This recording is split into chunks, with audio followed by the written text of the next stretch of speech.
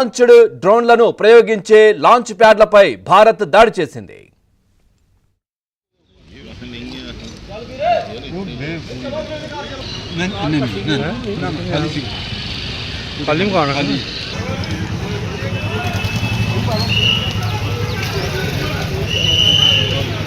విశ్వాసం ఉండదు. అందుకు ప్రత్యక్ష ఉదాహరణ టర్కీ. భారత్ పాకిస్తాన్కు మధ్య ఉద్రిక్తతలు కొనసాగుతున్న వేళ టర్కీ పాక్కు మద్దతుగా నిలిచింది. 2023లో భూకంపంతో తీవ్రంగా నష్టపోయింది టర్కీకి. భారత్ ఆపరేషన్ దోస్త్ పేరుతో సుమారు $9 లక్షల విలువైన సామాగ్రి అందించింది. ఆపత్కాలంలో భారత్ ఆపన్నహస్తం అందిస్తే చేసిన మంచి మరిచింది టర్కీ. దాయాది పాకిస్తాన్కు టర్కీ సాయం చేస్తోంది.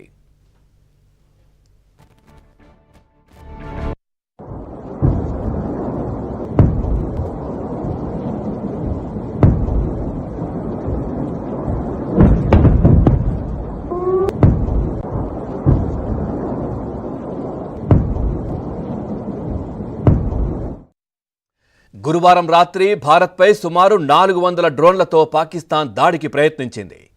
వాటిని ఇండియన్ ఆర్మీ ధీటుగా పేల్చేసింది. అయితే పాక్ ప్రయోగించిన డ్రోన్లు టర్కీకి చెందినవి.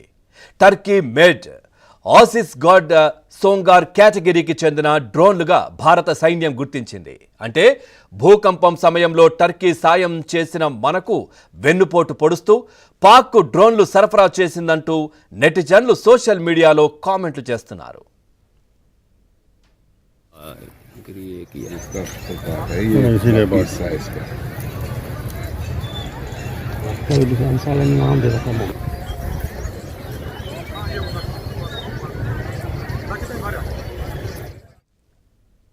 టర్కీ మొదటి నుంచి పాకిస్తాన్కు ఫుల్ సపోర్ట్గా నిలుస్తోంది. ఆపరేషన్ సింధూర్ తర్వాత పాకిస్తాన్కు మద్దతు తెలిపిన అతి కొద్ది దేశాల్లో టర్కీ ఒకటి. అంతకుముందే పాక్ కోసం భారీ యుద్ధ నౌక టీజీసీ బుయుకాడాను కరాచీ తీరానికి కూడా పంపించింది టర్కీ.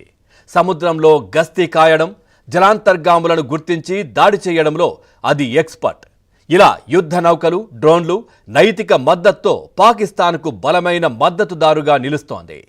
అలాంటి టర్కీకి 2023 భూకంప సమయంలో భారత్ సాయం చేయడం, ఇప్పుడది మన దేశానికి వ్యతిరేకంగా పాక్కు సపోర్ట్ చేయడంపై భారతీయులు తీవ్ర స్థాయిలో మండిపడుతున్నారు.